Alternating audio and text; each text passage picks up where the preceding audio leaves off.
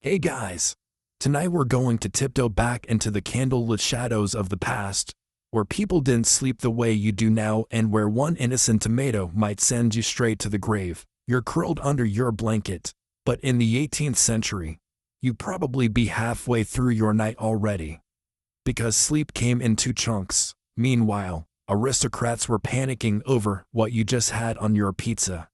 Yep, tomatoes were basically murder suspects with stems. So, before you get comfortable, take a moment to like the video and subscribe, but only if you genuinely enjoy what I do here. And hey, I'd love to know where are you watching from and what time is it there. Now, dim the lights, maybe turn on a fan for that soft background hum, and let's ease into tonight's journey together. You trudge through a muddy village path, lantern in hand. It's cold, and the only sounds are the faint snores of cows and the occasional thump of something you really hope was just a raccoon. Inside your tiny wooden home, your straw mattress waits, still warm from the hours you spent on it earlier. You already slept for a while, but now you're up, wide awake. It's just past midnight, and that's perfectly normal. See, before electricity, sleeping through the night wasn't really a thing. People in Europe, especially the working class, often followed what's called the Fossick sleep. You'd go to bed soon after sundown, say 8:30 or 9 p.m., then wake up around midnight for a couple hours, do stuff, and return to bed for a second sleep until dawn. Sounds weird. It was the norm. You weren't an insomniac, you were just historically correct.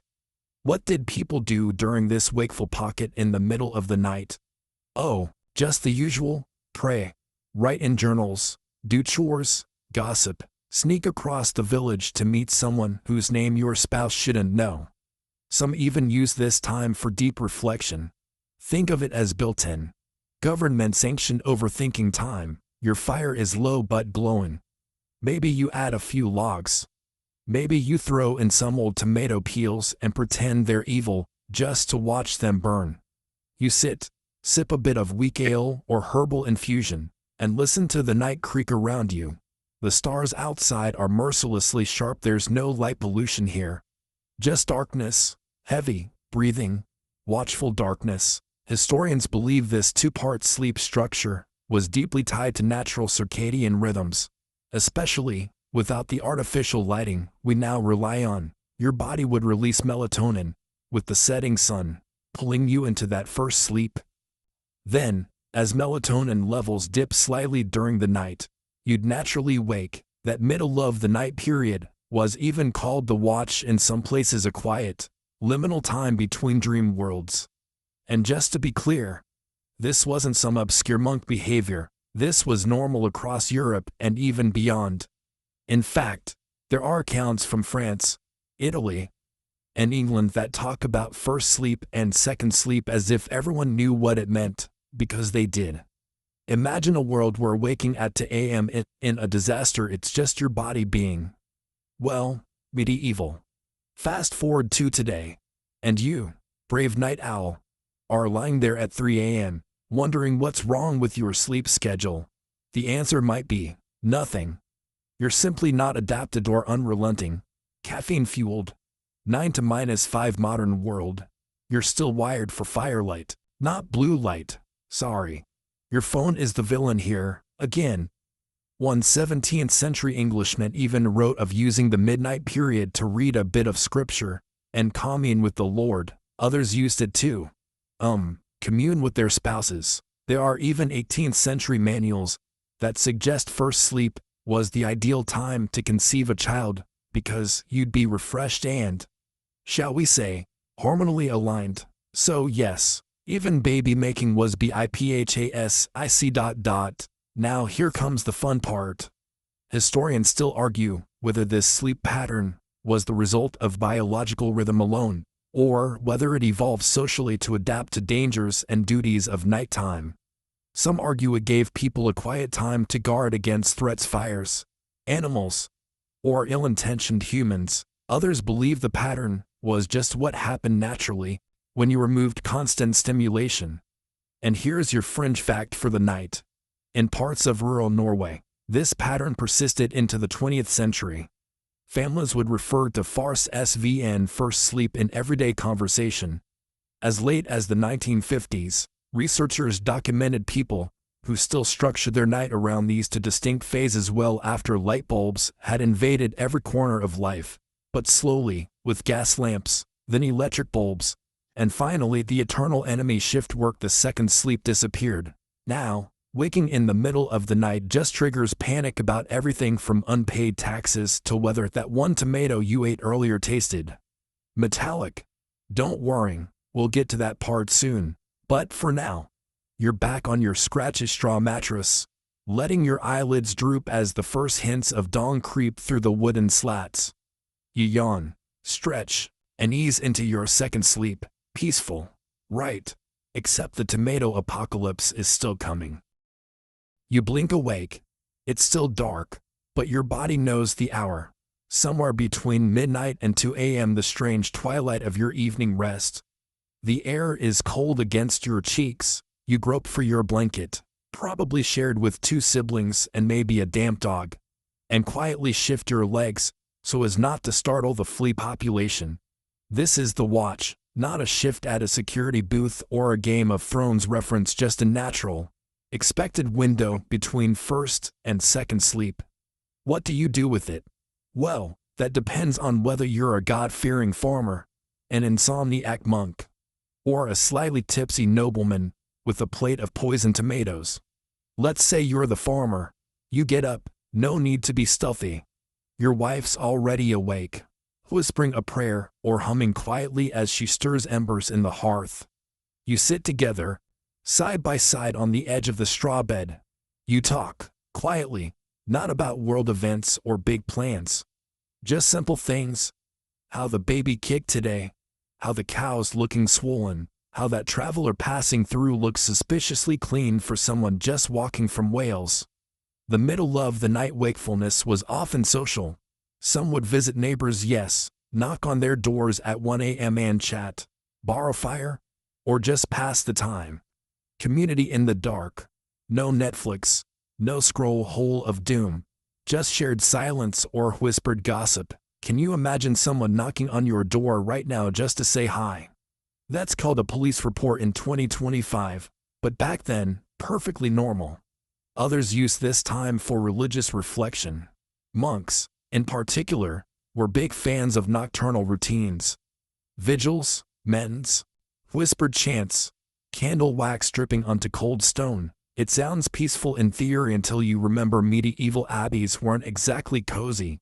Still, the night was sacred. Spiritually charged, a moment to listen inward, or maybe just to scribble a poem before the ink froze. In some places, especially in wealthier homes, you might catch the sound of faint music or even lovemaking. The watch was, for many, the golden hour of intimacy. Scholars believe that biological rhythms, rising prolactin and serotonin levels, made this time ideal for emotional closeness and, well, physical connection. Nothing says romance like a dark room, a crackling fire, and the ever-present smell of dried onions hanging from the rafters. Here's your mainstream historical fact. The term first sleep shows up frequently in diaries, literature, and even medical texts from the 16th to 18th centuries. In Les Rêveries, French author Michel de Montaigne writes casually about waking up from le premier sommeil. In England, people talked about it the way we might reference grabbing a nap. It was just baked into the rhythm of life. But why did we stop? A few reasons. One big culprit was the gradual increase in street lighting in European cities. With more illumination outside, people stayed up later. The first stretch of sleep was pushed back. The watch narrowed. Eventually, it vanished. Artificial light hijacked the body's cues, pressing us into a single 7 to 8 hour block that we now consider normal. Spoiler alert, it isn't. Historians still debate whether biphasic sleep was universally practiced or more common in agrarian and lower-class communities. Some elite urbanites may have kept later hours, and their two-part sleep might have looked different, starting at midnight and resuming near dawn. Records are patchy, which leaves the door wide open for scholarly duels involving Latin quotes and passive-aggressive footnotes. Now for the fun tidbit. In some parts of rural Ireland, there are accounts of people who use the watch to recite long epic tales from memory. Picture at 1 a.m., a low fire, and Grandpa just starts belting out the full saga of Siege Lane. No Spotify needed. Meanwhile, on the continent, the 18th century introduced a twist: coffee. Yes, the creeping arrival of caffeine into European homes also messed with sleep. Suddenly, being alert in the evening was fashionable. Sleep was for peasants. You were an Enlightenment thinker, a night-out philosopher, a cafe revolutionary, a dangerous influence with a quill and a caffeine addiction. You stretch again in the dark. Your limbs are heavy, but your mind is lucid. Maybe you rise. Maybe you scribble something, a dream, a prayer, a naughty limerick. Maybe you sneak out into the yard to pee and hope no one is watching. The stars are fierce tonight, the moon's hanging low. The quiet is so full, it roars, and if you're lucky or unlucky you might find yourself drifting back to bed, to your second sleep. But not before you peek out the window and see something strange. Your neighbor is burying something in the garden. Something round, something red, a tomato.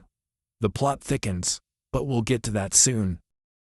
You step closer to your neighbor's garden, curiosity prickling your skin like cold air.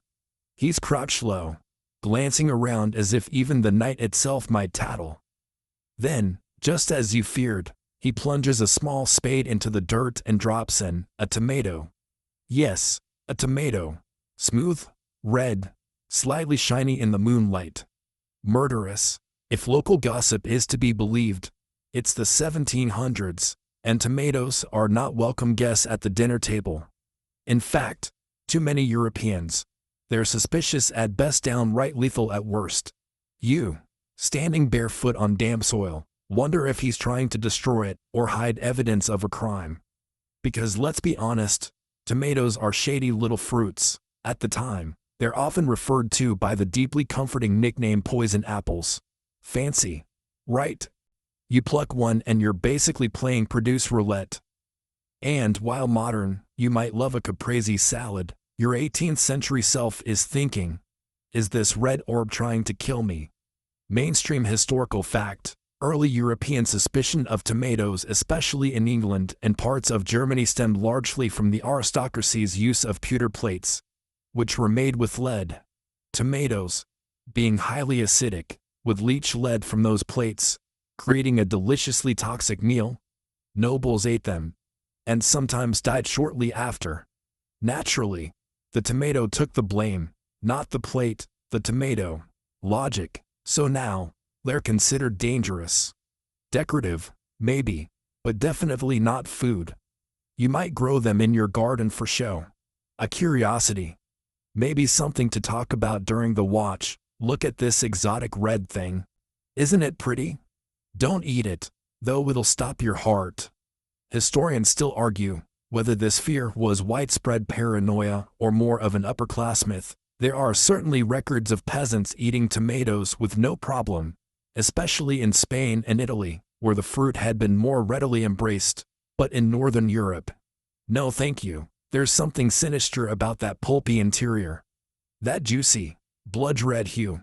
It looks too much like, well, blood. Let's not forget, this is a deeply superstitious time. People believe in miasmas, humors, and demons with bad timing. If your uncle eats a tomato and dies a day later, clearly the tomato is cursed, or worse, possessed. In fact, the tomato's association with death becomes so strong that some physicians begin cataloging it among nightshades, a plant family that includes belladonna and mandrake. And while that's scientifically accurate, it doesn't help the tomato's PR team. Belladonna, after all, was used in deadly poisons. Mandrake was believed to scream when uprooted. Tomatoes, guilty by association. Here's your quirky fringe tidbit for tonight. In some parts of Central Europe, tomatoes were rumored to attract werewolves. Yep, not garlic, tomatoes. The logic, something about their red color, their nighttime bloom cycle, and the idea that they were fruit of the underworld. So naturally, if your neighbor's been howling at the moon and his breath smells faintly of marinara, you might want to check his garden. This fear wasn't limited to the kitchen. Tomato plants were sometimes left to rot rather than be harvested. In extreme cases, fields were burned after a death was linked to tomato poisoning. Linked, of course, meaning someone ate dinner, died, and someone else went, well, there were tomatoes. Now you crouch beside that garden bed. The neighbor's gone, and the fruit sits half buried, glistening. You feel a strange urge to touch it, maybe slice it open, just a little, but you resist. Instead, you back away slowly, as though it might pounce, and yet somewhere else in the village, perhaps in a warmer kitchen or a southern border town, someone is cooking with tomatoes. Someone's throwing them into a pot with garlic, onions, and olive oil. The smell is rich, heretical, dangerous, delicious. Italy, of course, embraced the tomato far earlier than other European nations. By the late 1600s, Italians were already using tomatoes in stews and sauces. Spanish cooks weren't far behind, but even there, the love wasn't instant. It took centuries for tomatoes to go from demon fruit to pasta sauce MVP. Your own family might have once tried tomato soup just once. Maybe your great-aunt died that week, you can't remember how. But the story always ends with, and she had that in her soup. So now, in your half-sleep, as the wind howls and the coals die down, you think of that tomato. You imagine it glowing under the dirt, ripening in the dark, watching, waiting. Even now, your body tenses at the thought. Because what if the tomato, in just bad luck? What if it knows? Sleep tight. You wake with a jolt, not from a nightmare but from the memory of dinner. Not yours, but the one your lord had upstairs, in his gold-trimmed dining room. Under a portrait of himself, he was served a tomato tartlet, and then he died. The entire manor is still whispering about it. Not that they blame the chef, or the cook's assistant, or the idea of baking a tart in August. No, of course not. The blame lands on the most suspicious ingredient on the plate, the tomato. Again, you shuffle through the quarter, trailing the scent of last night's rosemary and panic. In the kitchen, the cook is sharpening knives a little too enthusiastically. Someone mutters about cursed recipes, and you're suddenly very aware that you, too, had a bite of that tart crust. But here's the twist. It wasn't the tomato. It was probably the plate. Upper-class families dined with elegance, of course on polished pewter or lead-glazed ceramic. Beautiful to look at, but utterly treacherous when mixed with certain foods. Tomatoes, with their high acidity, were like tiny red assassins dissolving lead into the meal, one fancy bite at a time. That's your mainstream historical fact for this section. Many deaths blamed on tomatoes were likely lead poisoning from tableware. Symptoms: stomach pain, vomiting, eventual death, and with limited medical knowledge, anything unexplained was written off as bad humors or, if tomatoes were involved, demonic fruit sabotage. You move through the manor now with your head down. Servants whisper. Someone claims the Lord's dog held twice before dinner.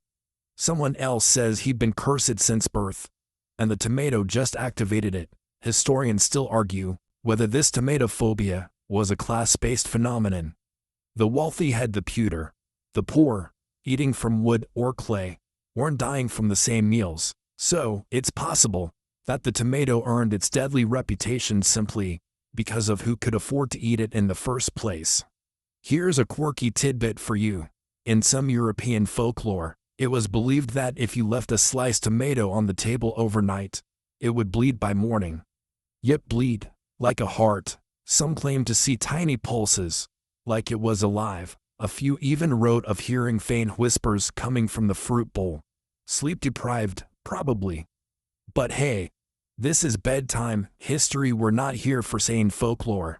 Back in your room, you sit on your straw mattress and look at your own pewter cup. Suddenly, it's not so charming. You think about everything you've eaten from it. Every time it's held sour cider or stewed cherries, And now you wonder how many lead line ghosts are lingering in your stomach, but you don't throw it out. That would be wasteful, dangerous, even. You just drink a little less tonight, and besides, you have more immediate concerns like the chamber pot tucked belitely behind a curtain. That's right. You, aristocratic or not, sleep next to your own personal smellscape, because running water ain't a thing yet. And you're not walking to the communal outhouse at night. Not with those rumors of wolves, grave robbers, and that thing someone saw near the tomato field. You lie back down, and your body groans against the lumpy mattress. It's stuffed with straw, feathers, or maybe whatever was available, a slipper, a dead bird, a secret. It squeaks when you turn. There's a flea bite on your ankle already itching. Still, you're lucky. The Lord is dead, but at least you're alive, for now. And so you drift, half dreaming, of a world where tomatoes are safe, plates are ceramic, and you don't have to pray after dinner just in case your salad was cursed. Spoiler alert, it'll take a few centuries to get there. Something wrestles. Then another sound softer this time. Not quite outside, not quite inside, just near.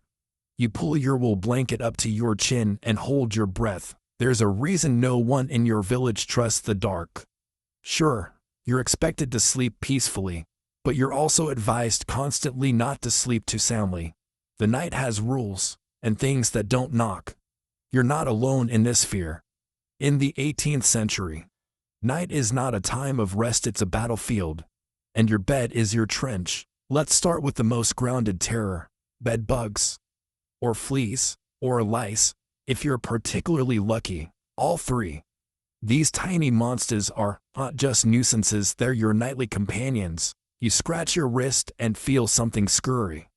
You slap the spot, hope for the best, and roll over with the resignation of a soldier on his 5th tour. Mainstream historical fact: most commoners in Europe slept in extremely unsanitary conditions, especially in colder months when families, animals, and smoke all shared the same space. Bedding was rarely washed, and mattress stuffing straw, wool, even rags became breeding grounds for insects. That's right, your pillow might literally be alive, but maybe it's not just bugs. You stare into the darkness and remember the stories. The ones your grandmother whispered when she didn't think you were listening. About burglars who crept in through the chimney. About the faceless man who waits under beds to steal dreams. About lights seen moving across the moors, always in pairs, always vanishing when approached. That's when you remember, you forgot to lock the latch. With no police to call and no sturdy doors between you and the world. Your home security system is a wooden bar dropped across your doorframe. And maybe a hungry dog, maybe. So, you rise, heart thudding, and nudge the bar into place. It creaks, loudly. Everything creaks. You're certain the creak will summon something from the garden. Maybe that tomato. Then there are the night spirits. People truly believed sleep was a vulnerable state when demons, witches, or angry ancestors could slip into your soul. That's why your neighbor sleeps with an iron key under her pillow. Why you tuck a dried thistle above your door.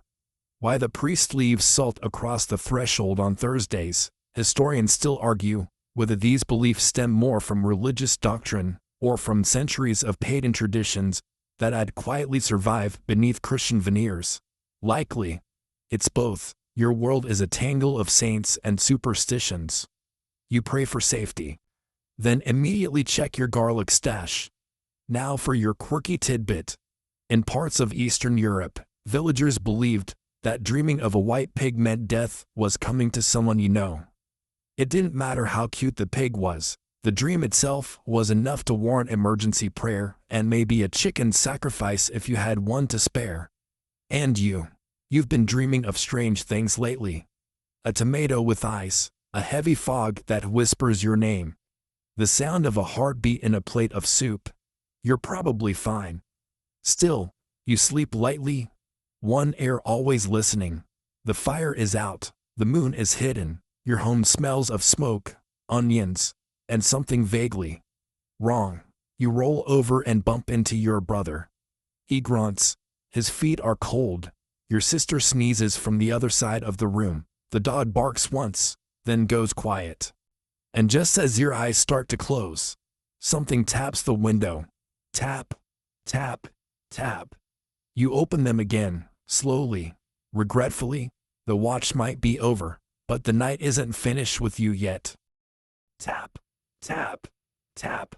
You freeze, blanket clutched in one hand, the other resting on your chest like that might slow your heartbeat.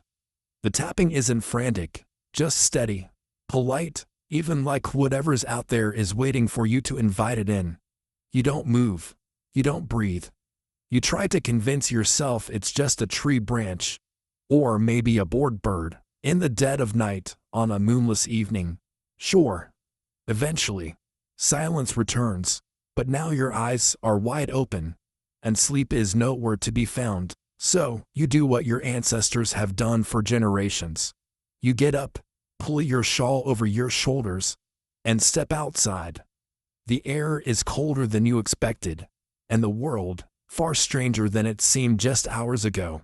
The wind rustles dry leaves across your doorstep. A low mist hugs the ground, coiling like lazy smoke. And overhead, stars blink silently behind thin clouds, as if deciding whether to look away. Welcome to the midnight world, one that comes alive between first and second sleep. This isn't the kind of night we know today, where electric street lamps banish shadows and the only danger is stepping on your phone charger. No, in the 18th century, the night is a living, breathing character, sometimes a villain, sometimes a trickster, never your friend. You walk slowly through the village. Every door is shut tight, every window shuttered, but not everything sleeps. Somewhere to your right, a cow lowing softly. Somewhere else, the faint clang of metal, a blacksmith working under moonlight, maybe repaying a favor to a spirit he offended.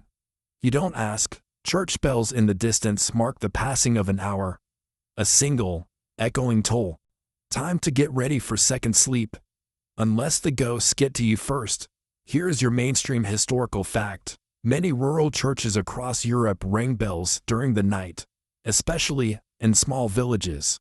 These weren't just to tell time, they were sometimes believed to ward off evil spirits. The midnight bell was as much spiritual alarm as timekeeper. You keep walking, and then, in the fog, you see it, a shape, low to the ground, moving without sound, a dog, maybe. You squint, no collar, no color, just white, pale as frost. Its eyes gleam unnaturally, not reflecting light but generating it. And as you lock eyes with it, it vanishes, a ghost dog.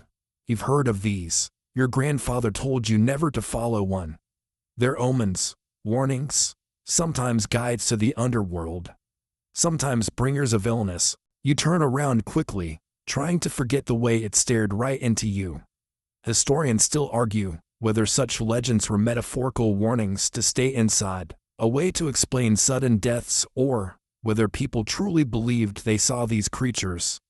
But the stories are everywhere, from the Barghest of northern England to the Church Grim of Scandinavia. Midnight dogs were no joke. And not just dogs. The night is filled with rituals and taboos. If you whistle after dark, you risk summoning something. If you sweep your doorstep at night, you might sweep away your luck. If you cross the path of a hare, especially near the old well, it's probably a witch in disguise. Your quirky tidbit for tonight. In 18th century Bavaria, there was a belief that leaving shoes facing the wrong direction by your bed would invite wandering spirits to climb in and borrow your body for a night out. And not like a fun pub crawl, more like visiting graveyards and hexing cattle. You look down at your own shoes. You're barefoot. Great. You finally make it back home, heart still racing. You bolt the door, place a handful of dried rosemary on the sill, and sprinkle a little salt on the floor for good measure. Then you lie down, eyes fixed on the ceiling. The watch is over, dawn is approaching. And though you'll fall back into second sleep soon, you know the night never really lets go. It just waits, quiet and cold, beyond the window, past the fog, beneath the bells, and possibly behind the tomato plant. Second sleep comes slow, and not just because of ghost dogs and cursed shoes. Your bed is doing its best to ruin any chance at comfort. You shift, sigh, then shift again. One of the straw bundles beneath you crunches in a way that makes you suspicious it was once alive. You don't sleep in a plush memory foam oasis. You sleep in what can only be described as a pile, a mattress. Yes, but not like the ones you know. It's a sack, stuffed with straw if you're lucky, feathers if you're wealthy, and mystery filler if you're somewhere in between. Either way, it squeaks, smells faintly of mold, and has never once been described as inviting. Now imagine sharing that with 3 people, or more. Your brother to your left is snoring in what might be Morse code. Someone else, maybe a cousin, has a cold and is sniffing rhythmically in the dark. The dog has migrated to your feet, wet nose pressed against your toes like a living hot water bottle with fleas. This was common. Mainstream historical fact. Most working-class families in 18th-century Europe slept communally. Space was limited, heating was expensive, and body heat was free. A family bed wasn't a concept, it was survival. Parents, children, infants, grandparents, even visitors might share one bed or sleep side by side on the floor. You roll over and end up face to face with a stranger's elbow. You're not even sure who it belongs to. Maybe the traveling merchant who stopped in yesterday and paid the copper coins for a dry spot near the fire. He smells faintly of fish, not the worst bedmate you've had. Now, in beds, even worse, if you're traveling and stay at a roadside inn, chances are you'll be sleeping beside a complete stranger. No partitions, no privacy, just you, a snoring merchant from Flanders, and the powerful, unrelenting intimacy of shared lice. Even the elite weren't spared. Sure, they had bedrooms, but servants were often nearby, either sleeping on benches, mats, or even the foot of the noble's own bed in case they were needed at night. Wealth buys volume, not solitude, but let's talk linens. You reach down and adjust your blanket, or rather, a coarse wool rectangle that used to be a cloak. Sheets are rare. If you do have any, they're scratchy and probably haven't been washed since someone thought tomatoes were deadly, which, to be fair, was last week. Quirky fringe tidbit. In some villages, people believed turning the mattress every Friday kept away nightmares. Not bed bugs, nightmares. And if you flipped it on a Tuesday, you risked inviting a death in the family. So naturally, no one touched their mattress on Tuesdays. They'd rather risk back pain than ghosts. Historians still argue whether mattress hygiene was truly a priority or just something people grumbled about in journals. There are debates about whether certain regions developed early textile cleaning methods, or if most people unless accepted that sleeping meant cohabiting with several ecosystems. But comfort, not a thing. You try to stretch, but the dog growls softly in its sleep. You pause, then slowly curl into the shape of a shrimp and accept your fate. Now, let's add sound. Remember, walls are thin, like, really thin. If you live in a longhouse or timber cottage, you can hear everything your neighbors are doing. Every whisper, every cough, every unspeakable moment of post-midnight intimacy shared by the newlyweds to houses down. You know things you wish you didn't. You look up. Rafters creak overhead. That's not a ghost, it's the wind, probably. Or a cat. Hopefully. You once had a chicken that liked to climb onto the beams at night and watch people sleep. It was cute until you remembered it wasn't your chicken. And you're cold. Of course you are. There's no central heating. Maybe a dying fire. Maybe some embers. You curl tighter.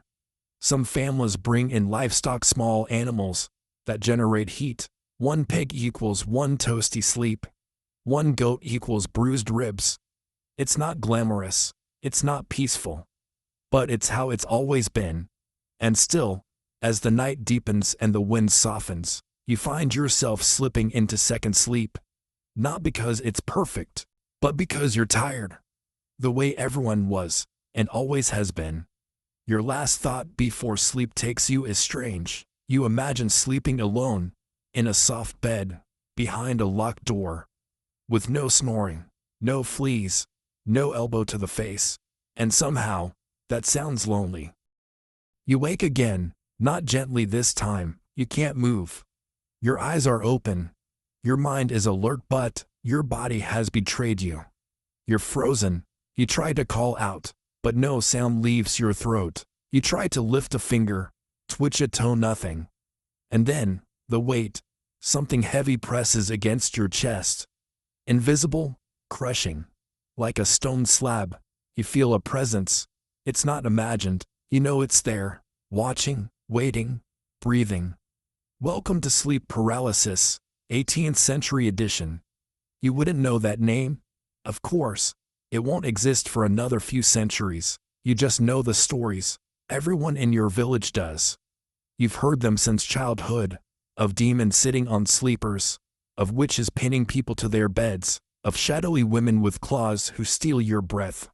Mainstream historical fact. Throughout early modern Europe, sleep paralysis was almost universally attributed to supernatural causes. It shows up in folklore across the continent. In Scandinavia, it's the mare, a shadowy creature who rides your chest.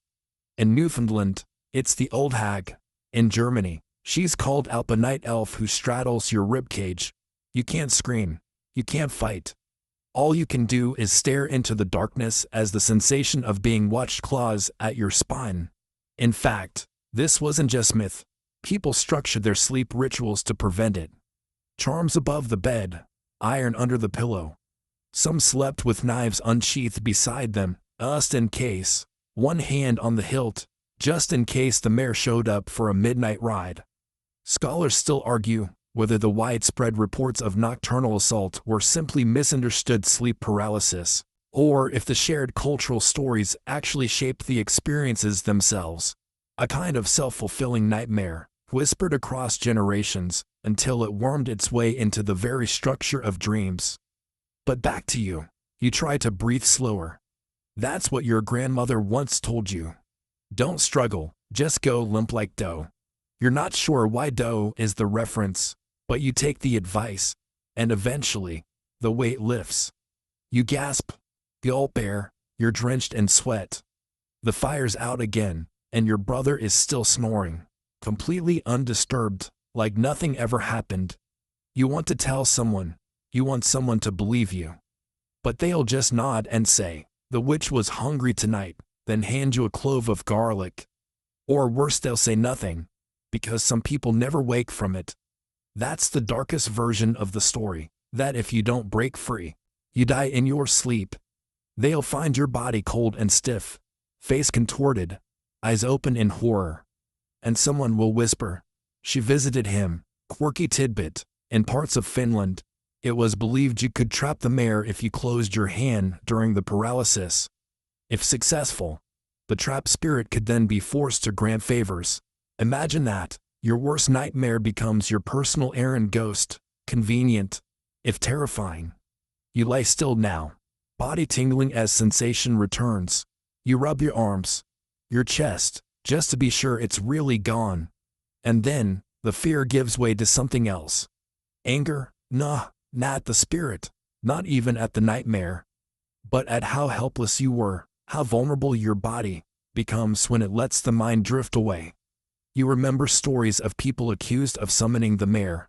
Accusations that led to beatings, banishment, even death. In one village, a midwife was blamed for a string of nighttime chess sittings.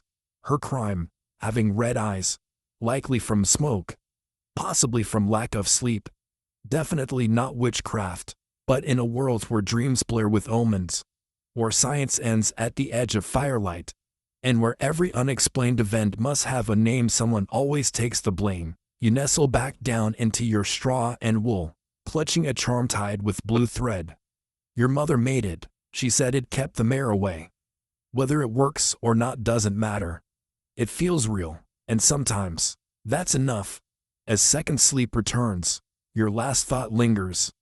If the mare was real, what did she want?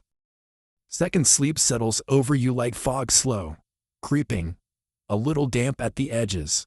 You don't remember slipping into it, only that time has passed. And when you finally open your eyes again, Something feels different. The world is still dark, but the edge of it is softening. There's a faint blue cast to the shutters, a stillness that's no longer thick with fear, but heavy with expectation.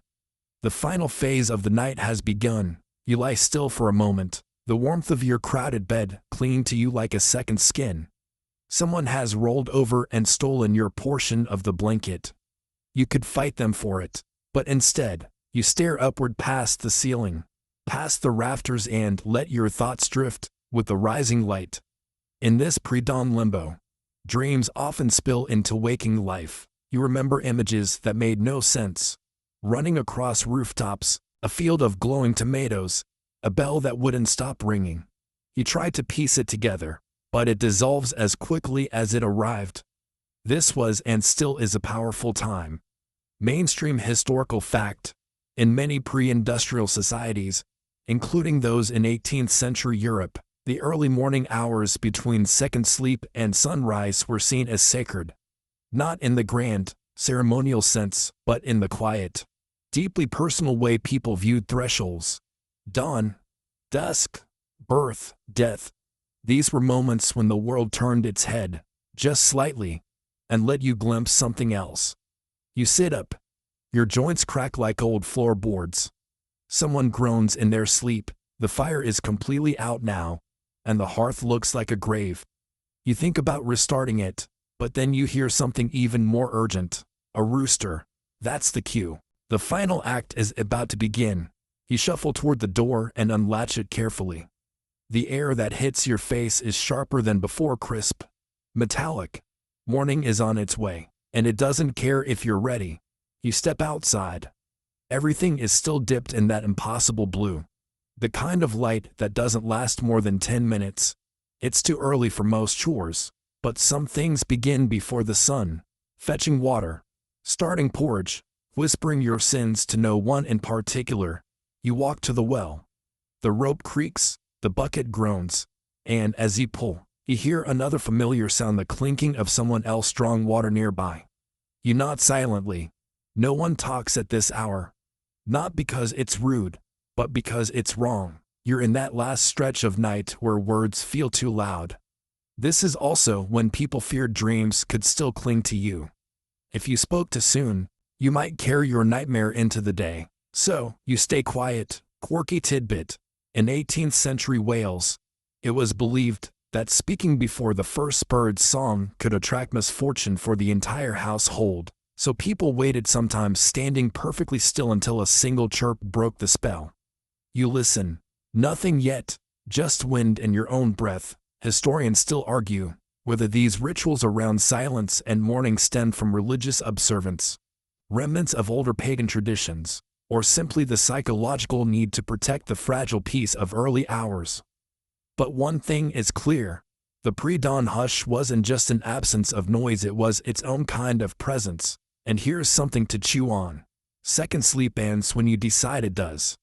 There's no alarm clock, no meeting to rush to, no glowing rectangle vibrating on your nightstand.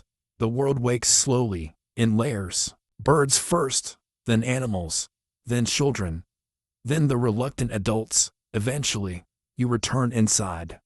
Your fingers are stiff, your nose is cold, the smell of ash and old sweat still clings to the air. You stir the fire. It doesn't catch right away. You whisper an oath that wouldn't be welcome in church. Then try again. It sparks. Warmth returns. The day has not quite begun. But the night is officially over. And somehow, even with all the curses, all the ghosts, and all the tomatoes, you survived it. The sky is bleeding into pale gray now. And with it, the village stirs slow, like old bones rising from a bath. A cart rattles in the distance, a shutter creaks open. Somewhere, a cow moose with deep existential regret. You're already halfway through lighting the hearth when your sister wakes up with a start, groaning dramatically, and flopping her arm across your face like she's been battling demons all night. You shove her off gently. She grumbles. The day has begun, and so has the great reset, the awkward transition from the dream-soaked, spirit-haunted darkness to the slightly less dream-soaked world of chores, smoke, and survival. You know the rules here. You know how to sweep hash without waking the baby, how to start breakfast with 1 egg and 0 expectations, and how to dress in the same clothes from yesterday without pretending they're clean. You move like it's second nature, because it is. Mainstream historical fact: the transition out of second sleep was often a quiet, measured process. There was no dramatic leap from bed to action. People moved gradually into the day, often reflecting on dreams, stretching beside the fire, or completing simple, repetitive chores like feeding animals or preparing bread dough. The modern jolt of alarm clocks and 8 a.m. Zoom meetings simply didn't exist. You ladle water from a bucket to wash your face, teeth clenched against the cold. Outside, the first true sunlight starts to spill across the thatched roofs like melted butter. It's golden, gentle and completely wasted on the goats, who are already yelling about breakfast. You step outside, barefoot, regretting it instantly. The dirt is wet from dew. The air smells like wet wool and potential. You pass your neighbor's fence. The tomato plant, the cursed one, still stands, smug in its little patch of garden. You nod at it, respectfully. Not today. Red menace, not today. By now, the village is breathing in rhythm. The blacksmith stokes his forge. The baker's chimney exhales the first whiff of warm bread. Children start chasing chickens with the seriousness of generals. And somewhere down the lane, a woman begins singing low and steady, as if coaxing the sun up inch by inch.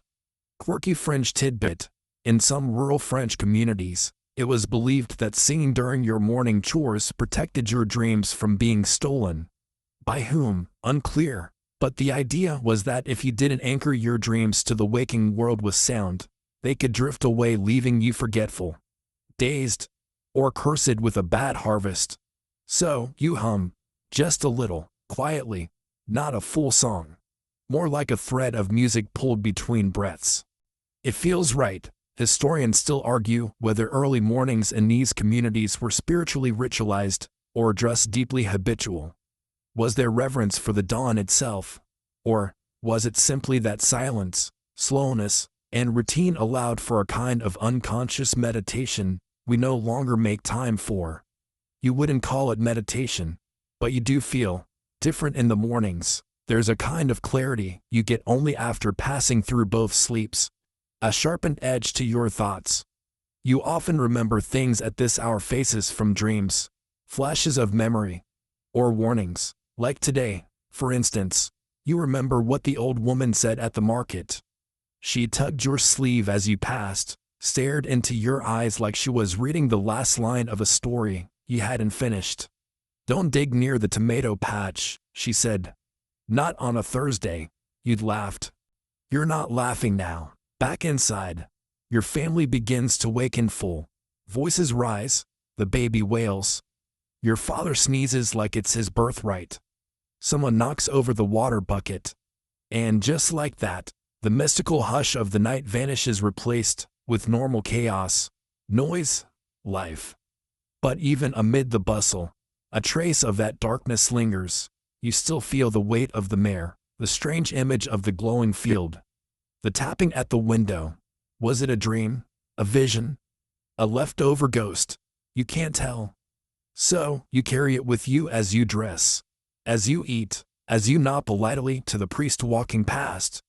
He glances at you for a second too long. You wonder if he saw it, too.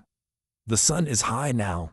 The day is here, and yet, the night hasn't entirely let go. The sun is climbing now, high enough to blind you if you glance the wrong way. The rooftops shimmer with it. Dust dances in the beams cutting through your kitchen's narrow window. But you're still half tethered to the night. That happens sometimes after second sleep. You feel like a thread stretched between two worlds. Daylight says one thing, but your bones whisper, not yet. You don't get to dwell on it, though. The bread needs kneading. The goat needs scolding. And someone's already yelling that the well bucket is stuck again. Life resumes at full volume, no matter what secrets the night whispered in your ear. Still, as you churn butter with the kind of existential detachment only early morning labor can inspire, your mind drifts back to that strange dream. The one with the ringing bell. You've had it before, haven't you? Or something close to it. But this time, the bell sounded urgent. Mainstream historical fact. Dreams in pre-industrial Europe weren't treated as random nonsense. They were serious business, spiritual, medical, even judicial. Many believed that dreams could diagnose illness, predict death, or warn of betrayal. Some village healers were known to interpret dreams in exchange for bread, cloth, or a favor owed. You once watched your aunt cry over a dream of a broken wheel. 3 days later, your uncle fell from his cart and broke his leg. That was enough proof for everyone in the village. From that day forward, no one spoke of wheels without crossing themselves. And the ringing bell, you think about it again. Bells meant many things: time, fire, death, weddings, war. But in dreams, they almost always meant summons, a call, a warning.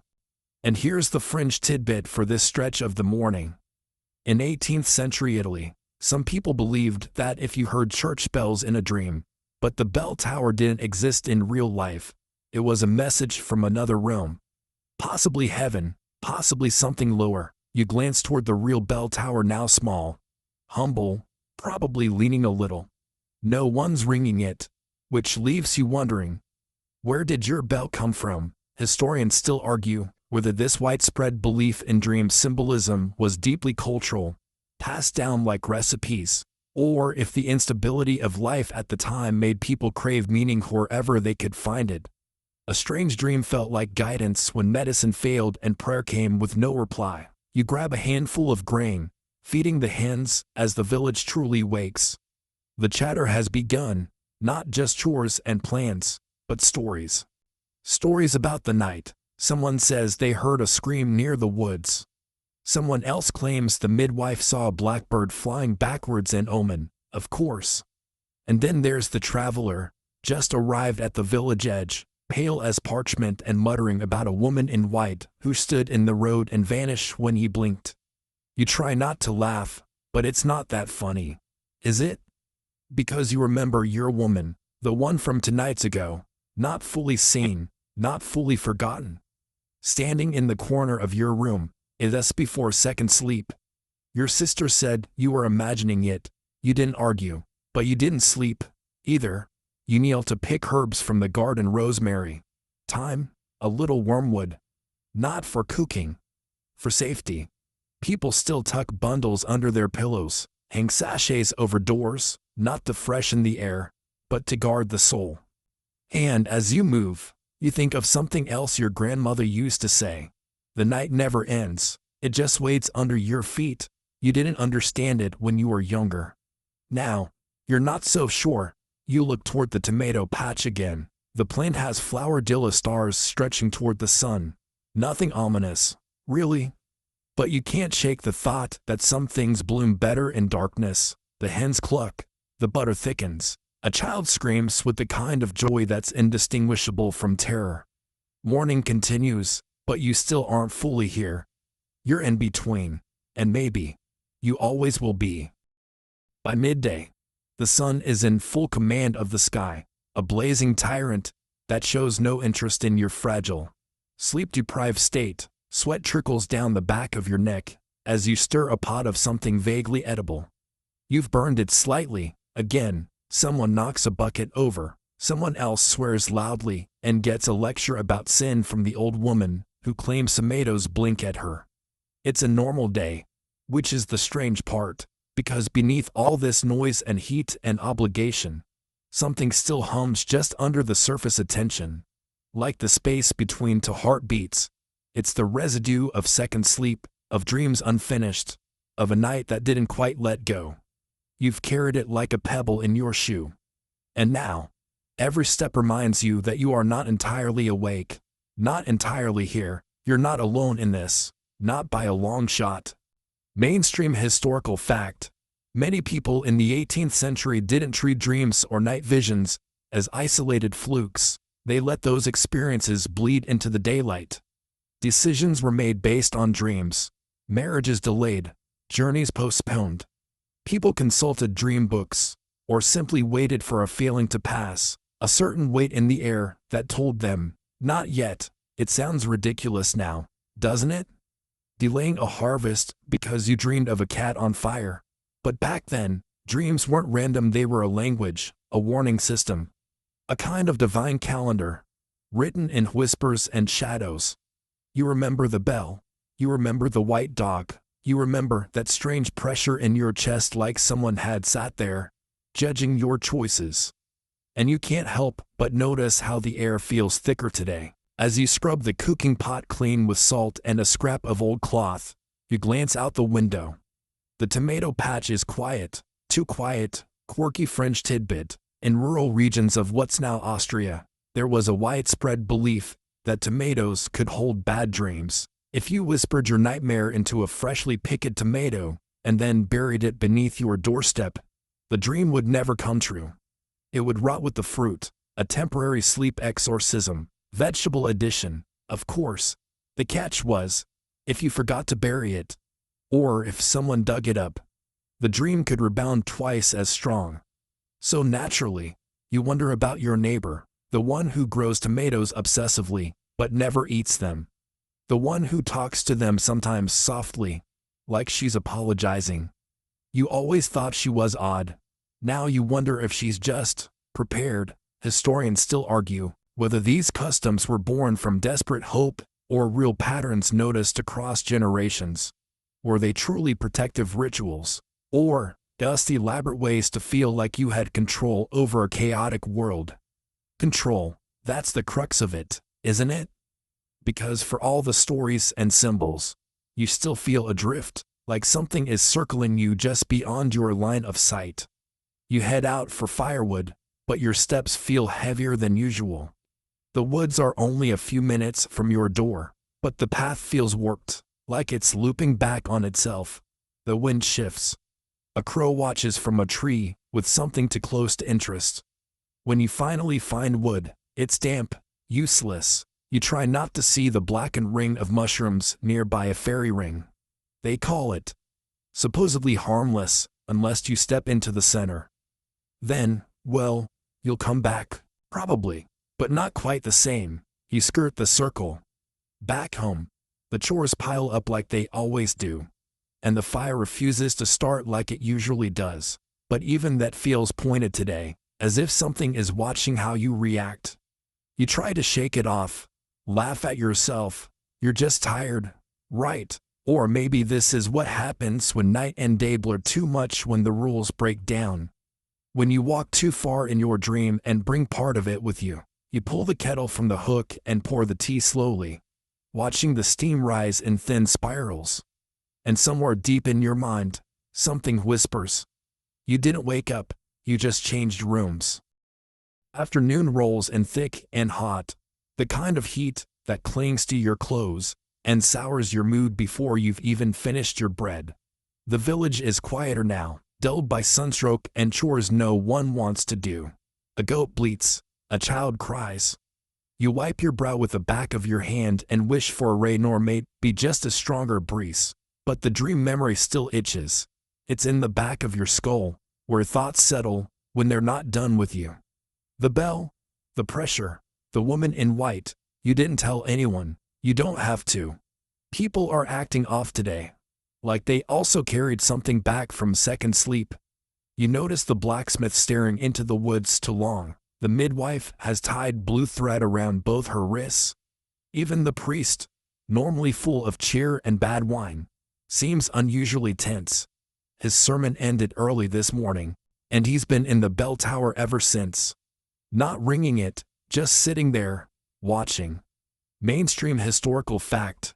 In many villages, the local priest was also the unofficial keeper of dream lore.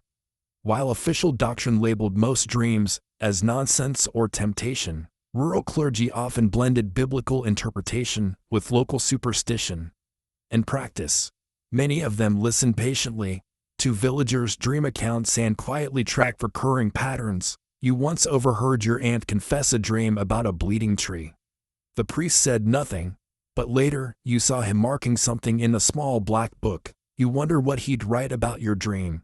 You take a walk to clear your head. The sun is lower now, casting long shadows that stretch like fingers. The fields wave gently in the wind, pretending everything is normal, but the birds are quiet. And there's that feeling again, like you forgot something. Or something didn't finish. Quirky fringe tidbit. In some corners of rural Hungary, people believed that if you awoke from second sleep feeling unfinished, it meant your spirit had wandered too far during the night and hadn't fully returned. The remedy: a cold foot bath while holding a live chicken. Not metaphorical, an actual chicken. Bonus points if it was white. You sit by the well instead. No chickens handy, just a bucket, a sliver of shade, and the quiet. Historians still argue whether these odd customs served any function at all: spiritual, psychological, or simply social bonding. Was it belief that helped people heal? Or just the comfort of doing something, anything, in the face of uncertainty? You watch the sun shift colors, gold bleeding into orange. The light now feels thinner, more brittle. And then you notice something that shouldn't be there. A figure, standing near the tomato patch, still, arms at their sides, head tilted slightly like they're listening. You squint. The sun is in your eyes, the heat makes everything ripple. But no, it's real. You blink. Gone. You stand. Walk to the edge of the garden. Nothing. Just that smug plant. Red fruit heavy and drooping like overripe warnings. You pick one, then instantly regret it. It feels warm. Too warm. You drop it. You don't sleepwalk, but maybe you dreamwalk, slipping bits of the dream world into daylight, tucking them under your arm like errands. You're not sure anymore. Someone calls your name. You turn. It's your neighbor, the one with the sleepless eyes. She says she needs help moving firewood, but her voice is flat, distracted. She keeps glancing at the patch where you saw the figure. You want to ask if she saw it too, but you don't, because asking makes it real. Back inside, the sun has slipped enough to signal evening. Shadows return. The temperature drops. You light a lantern, more for comfort than need. The golden glow chases back the worst of the feelings, at least for now. But as you sit near the hearth, slowly mending a torn sleeve, you glance toward the window again. Nothing there, and that's the problem. Because sometimes, nothing is the most unsettling thing of all. The lantern flickers, not from a breeze, there is none, but from something subtler, like the air itself has shifted. You hold your breath and listen. Nothing. Just the creak of old beams, the crackle of firewood too green to burn properly, and the occasional thud of something settling that you hope is just the roof. You haven't spoken since sunset. No one has. The whole house has entered that careful hush rhythm again, the slow unraveling of the day, the drawing inward of thought. Everyone's waiting for something, but they don't know what, and here it comes again, that creeping awareness, like your soul is slightly out of sync with your body. You wonder quietly, stupidly, if part of you never really woke up. Mainstream historical fact. For much of early modern Europe, the boundary between sleep and wakefulness was not fixed. People believed in partial awakenings, moments when your body stirred, but your spirit lagged behind. This wasn't just poetic, it was practical. If someone behaved oddly after rising from bed, they weren't accused of madness. They were said to be not fully back. You lean over and add a small log to the fire. It hisses in protest, then settles in with a whisper. Your eyes are heavy now, not from exhaustion, but from a familiar rhythm, the pull of first sleep approaching again. Yes, again, the cycle never ends. You wonder what it means that you're dreading it, and not because of the nightmares. No, it's the in-between hours, the watch, the space where nothing should happen and yet always does. You remember the bell, you remember the figure, and now, a new image slips into your mind like a cold hand under your collar. The tomato, overripe, pulsing. Almost. You saw it drop, didn't you? But, did it bounce? You shake your head. You've officially gone off the edge. You're hallucinating vegetables now. Still, the unease doesn't fade. You glance across the room. Your sister's asleep already, her mouth slightly open, A single thread of drool making its brave descent toward the straw mattress. Comforting. Disgusting. Human. Your father is rubbing his knees like he's trying to get a prophecy out of them. He catches your eye, then looks away too fast. Like he knows something. Like he's seen something. You consider speaking, breaking the silence, but the words won't come. Not because of fear, but because, what would you even say? Did anyone else dream of a bell you've never heard? Do tomatoes bleed when you're not looking? Right, that'll go over well. Quirky fringe tidbit. In certain pockets of rural Romania, people believed that if you had a repeating dream over 3 consecutive nights, it wasn't a dream at all, it was a memory. Not your memory. Necessarily. Someone else's. Maybe a relative's. Maybe a stranger's. Maybe a ghost. They believed dreams could attach to you like parasites, feeding off your sleep, until you did what they wanted. So the bell, the woman, the garden, what are they trying to get from you? Historians still argue whether these beliefs were born from trauma, lack of literacy, or us deep cultural traditions meant to explain the inexplicable. But you don't need a textbook to know one thing. Something's wrong with your sleep. The house grows dimmer, the coals are low, the dog beside the hearth lifts its head once, ears twitching, then curls back down like it heard enough to be afraid, but not enough to act. You stare into the flame and realize you stopped blinking. It's almost time. You know the cycle. You know the cadence. First sleep will arrive soon. Then the watch, then second sleep, and whatever waits in between. The fire snaps. The wine moans against the walls like it's trying to remember a song. And you, still not entirely here, finally lie down, not because you're ready, but because you must. The first sleep creeps in like smoke, thick, inevitable, and a little toxic. It doesn't ask for permission. It simply arrives, wrapping around your limbs, closing your eyes before you realize they've shut. One moment you're staring at the fire. The next, you're falling through your own mind like a dropped coin. But this time, there's no softness in the descent. You dream fast. Instantly, there's no ramp up. No gentle drift through blurred thoughts. You're there, standing in a place that isn't a place. Endless field, tomato vines as far as the eye can see, stretched across a red-tinted sky that pulses like breath. The air smells of iron and earth, it hums. And at the center of it all, that bell, hanging from nothing. Silent now. You walk toward it because of course you do. What else is there? Your feet don't touch the ground. You float, glide, maybe even dissolve a little with every step. The tomato vines part for you. Some twitch, one turns toward you. You're not alone. Mainstream historical fact. In medieval and early modern Europe, dreams were not simply internal stories. They were journeys, sometimes divine, sometimes dangerous. Many believed that dreamers traveled to heaven, to hell, to distant lands. If you died in the dream, it was a metaphor, it was an event, a crossing over. Not everyone came back. You wonder now if this is your crossing. You reach the bell. Your fingers graze the rope. It tolls, but not aloud. It tolls in your chest, deep and low. You feel it in your teeth, in your spine, a vibration that says, yes, you are summoned. And that's when you see her again, the woman in white. She stands just behind the bell, hands folded, head tilted in the same way like she's listening to a sound you can't hear. Her face is blank, not inhuman, just undecided. Like she hasn't been given a script yet. You open your mouth to speak, no words come. She raises a hand, not in greeting, in warning. Then she points, you follow her gaze. And there, in the far distance, you see the real garden, the one from your village, at night, empty, except one figure stands in it.